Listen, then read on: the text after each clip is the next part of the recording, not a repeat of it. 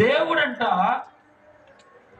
చెప్పశక్యం కాని బహుమానాన్ని సర్వ మానవాళి కొరకు అనుగ్రహించాడు. ఆ బహుమానం గురించి చెప్పటానికి కూడా కుదరదంట. అంత గొప్ప బహుమానాన్ని దేవుడు ప్రజలకు అనుగ్రహించాడు.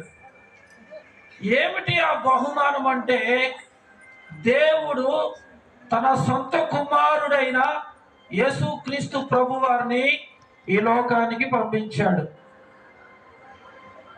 యేసు ప్రభువారు ఎందుకు ఈ లోకానికి వచ్చాడు అంటే, నశించిపోతున్నటువంటి వారిని వెదక రక్షించడానికి, ఆ నిత్య నరకము నుండి తప్పించడానికి, మనుషుల్ని పరిశుద్ధపరచడానికి యేసు ప్రభువారు యుగముల సమాప్తి యందు యుక్త కాలమున భక్తిహీనులందరి కొరకు యేసు ప్రభువారు ఈ లోకానికి వచ్చాడు. ఎందుకు యేసు ప్రభువారు ఈ లోకానికి వచ్చాడు అంటే, దేవుడు మానవుల్ని యథార్థవంతులుగా పుట్టించాడు. మీరు చిన్నపిల్లల్ని గమనించండి, వారికి ఏ కల్మషం ఉండదు, ఏ కపటం ఉండదు, ఏ మోసం ఉండదు, ఏ దోషం ఉండదు. వారిని చూసినప్పుడు దేవుడు నరులను యథార్థవంతులుగానే పుట్టిస్తే, వారు పెరిగే కొలది ఆ యథార్థతను విడిచిపెట్టేసేసారట. యథార్థతను విడిచిపెట్టేసి పాపంలో పడిపోతున్నారు. నరుని యొక్క హృదయాలోచనలు బాల్య దినముల నుండే చెడ్డవి. పరిశుద్ధ గ్రంథమైన బైబిల్ మనకేం తెలియజేస్తుందంటే, పాపం చేసే ప్రతి మనుషుడు పాపానికి దాసుడు. పాపం వల్ల వచ్చే జీతము మరణము. ఆ మరణము నరకానికి దారితీసింది. ఆ నరకములో ఏడుపును, పండ్లు కొరకటం తప్ప మరి ఏమీ ఉండదు. అది ఒక రోజు కాదు, 10 రోజులు కాదు, నెల రోజులు కాదు, యుగ యుగాలు ఆ నిత్య నరకంలో అరుపులు, కేకలు, ఏడుపు, పండ్లు కొరకటం తప్ప ఇంకే పని ఉండదు.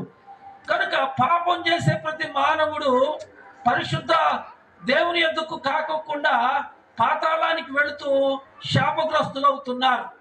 దేవుని లేఖనం తెలియజేస్తుంది, పాపాలు పోవాలి అంటే రక్తము చిందించబడాలి.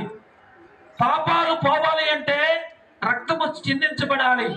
అది ఎడ్ల రక్తము, మేకల రక్తము, కోళ్ళ రక్తము, కోడెల రక్తము కాదు. మనం అనేక దేవతా తిరునాళ్ళకు వెళ్ళినప్పుడు బలులు అర్పిస్తూ ఉంటారు, అక్కడ రక్తం చిందిస్తూ ఉంటారు. రక్తం ఎందుకు చిందిస్తారంటే, రక్తము చిందించిన చోట శాంతి సమాధానాలు కలుగుతాయి. కాబట్టి పాపం పోవాలి అంటే రక్తము చిందించబడాలి. ఆ రక్తము పరిశుద్ధమైనదై ఉండాలి.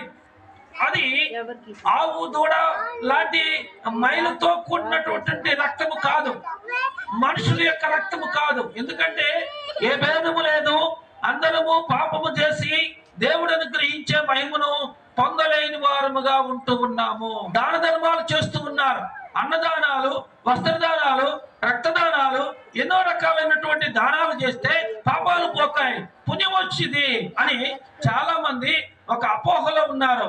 నిజంగా ప్రియమైన వాళ్ళరా, దానాలు చేయటం మంచి అలవాటే గాని దానాలు చేయటం ద్వారా పాపక్షమాపణ కలగదు. ఇప్పటివరకు నేను చెప్పాను, పశువుల్లో, కోడు, మేకల్లో అది మైలుతో కూడినటువంటి రక్తము, ఆ రక్తము పాపక్షమాపణకు పనికిరాదు.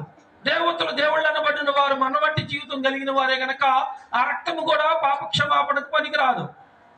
మరి ఎవరి రక్తం అంటే ఏ భేదము లేదు, అందరము పాపం చేసి దేవుడు అనుగ్రహించే మహిమను పొందలేని వారుగా ఉంటున్నాం. స్త్రీ పురుషులని కాదు, కులము అని కాదు, గ్రామం అని కాదు, ప్రాంతం అని కాదు, ప్రదేశం అని కాదు, దేశ విదేశాలని కాదు, ప్రపంచ వ్యాప్తంగా మనుషులందరూ పాపం చేత శాపగ్రస్తులై జీవిస్తూ ఉన్నారు ప్రియమైన వాళ్ళారా.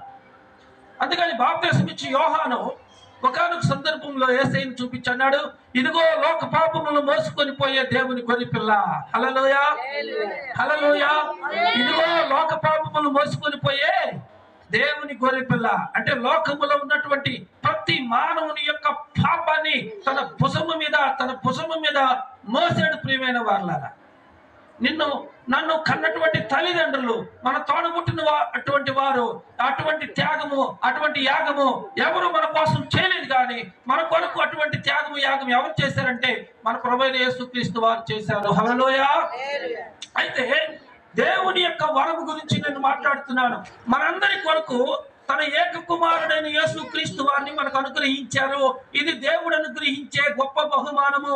ఈ బహుమానము గురించి వివరించడానికి కూడా మనము సరిపోము. మరొక టైంలో నేను అనుకుంటూ ఉండేవాడిని, క్రిస్మస్ పండుగ అంటే ఫలానా వాళ్ళే చేస్తారు, క్రిస్మస్ పండుగ అంటే ఫలానా వాళ్ళే చేస్తారు, యేసుక్రీస్తును ఫలానా వాళ్ళే నమ్ముకుంటారు. మీ పండుగ ఎప్పుడు, మీ పండుగ ఎప్పుడు, మీ పండుగ ఎప్పుడు అనుకుంటూ ఉండేవారు.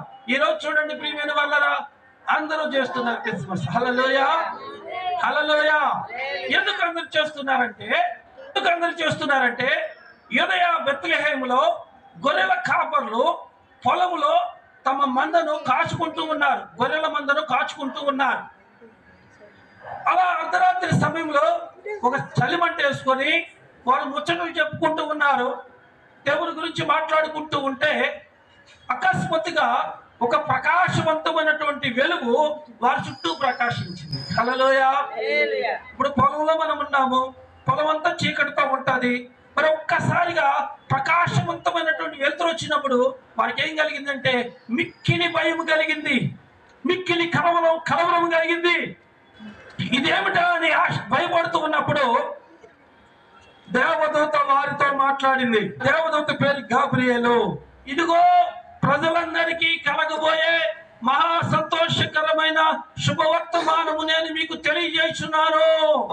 ఇదిగో ప్రజలందరికీ కలగబోయే మహా సంతోషకరమైన శుభవర్తమానం.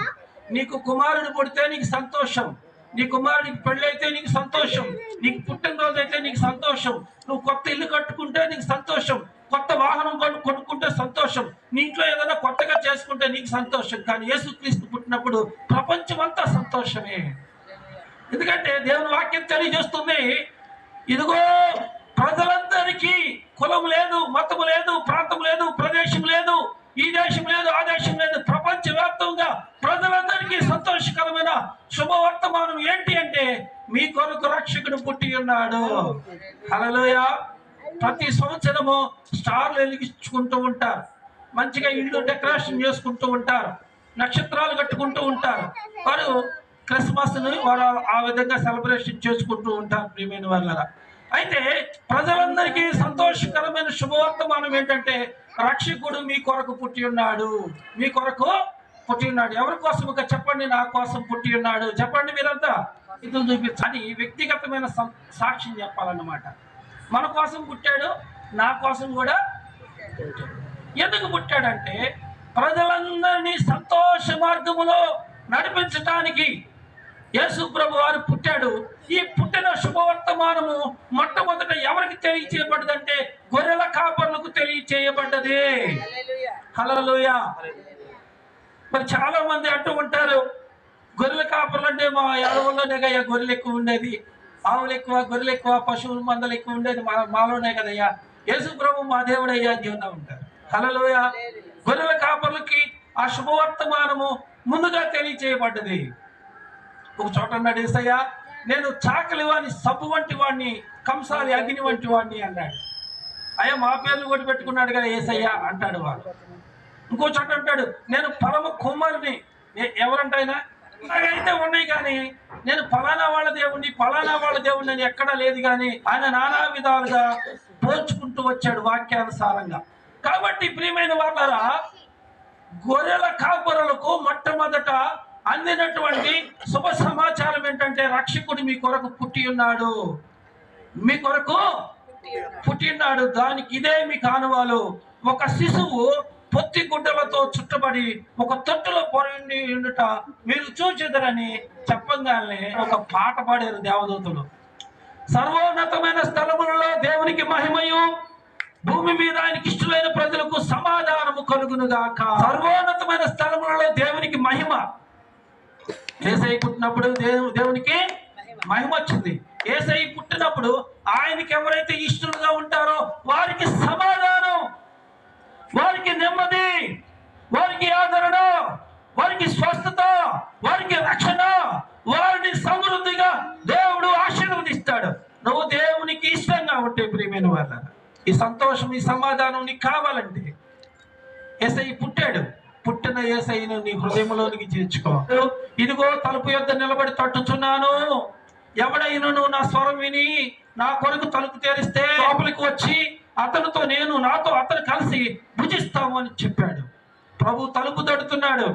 హృదయమనెడు తలుపు నొద్ద యేసునాథుండు నిలచి సదయుడకు చోదాటుచుండు సకల విధములను.